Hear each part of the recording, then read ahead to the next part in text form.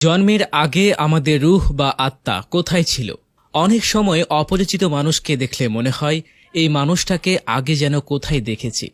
এমনটা কি আপনার কখনো মনে হয়েছিল? এ বিষয়ে হাদিস কি বলে? আমাদের রূহ প্রথম সৃষ্টি করা হয়েছিল আলাম আদ্দারে। এই জগতে আমাদেরকে প্রথম জীবন দান করা হয়েছিল। এই জগৎটি আলমে আরওয়াহ কিংবা রুহের জগৎ নামেও আরেকটি বৃহত্তর জগতের একটি ক্ষুদ্র অংশ। এই জগতে সকল রূহ ঘুরে বেড়ায়। নবীজি সাল্লাল্লাহু আলাইহি ওয়াসাল্লাম বলেন, রূহ বা আত্মারা অনেকটা সৈনিকদের মতো। পৃথিবীতে আসার আগে বেশিরভাগ রূহ একে অপরের সাথে সদ্ভাব বজায় রেখে চলত, আর দুনিয়াতে আসার পরেও তারা একইভাবে সকলের সাথে সদ্ভাব রাখার চেষ্টা করে। কিন্তু অল্প সংখ্যক আত্মা পৃথিবীতে আসার আগে একে অপরের সাথে মিলেমিশে চলতে পারত না। দুনিয়াতে আসার পরেও তারা একই রকম ব্যবহার বজায় রাখে। এই জন্য আমরা অনেক সময় কাউকে একবার দেখাতেই পছন্দ করে ফেলি, অন্যদিকে কাউকে একেবারেই সহ্য করতে পারি না।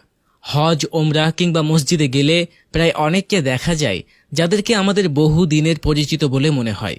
হতে পারে তারা দুনিয়ায় আসার আগেই আমাদের খুব আপনজন ছিল।